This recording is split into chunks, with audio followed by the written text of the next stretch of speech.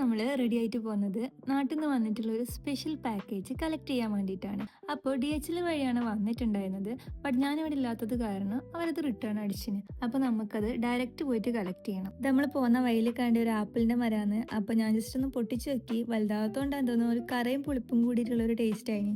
So guys, അപ്പോൾ നമുക്ക് സാധനം കൈ കിട്ടിയിട്ടുണ്ട്. സോ ഞാൻ ഇൻസ്റ്റാഗ്രാം പേജ് ആയിട്ടുള്ള ബുക്കാരി വഴി ഓർഡർ ചെയ്ത കുറച്ച് നല്ല പുസ്തകങ്ങളാണ്.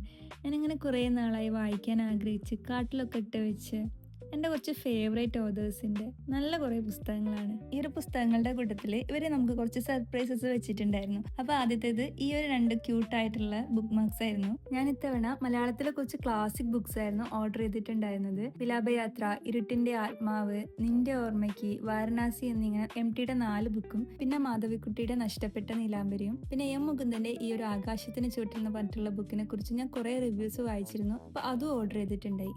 അപ്പോൾ ഇതായിരുന്നു ഈ ഒരു പാക്കേജിലെ ഏറ്റവും വലിയ സർപ്രൈസ്. അപ്പനെ കൊല്ലാൻ എന്ന് പറഞ്ഞിട്ട് അനീഷ് മാത്യു എഴുതിയിട്ടുള്ള ഒരു നോവലായിരുന്നു ഇവർ നമുക്ക് കോംപ്ലിമെന്ററി ആയിട്ട് വെച്ചിട്ടുണ്ടായിരുന്നത്. അപ്പോൾ അത്രേ ഉള്ളൂ ഗൈസ്, ബൈ.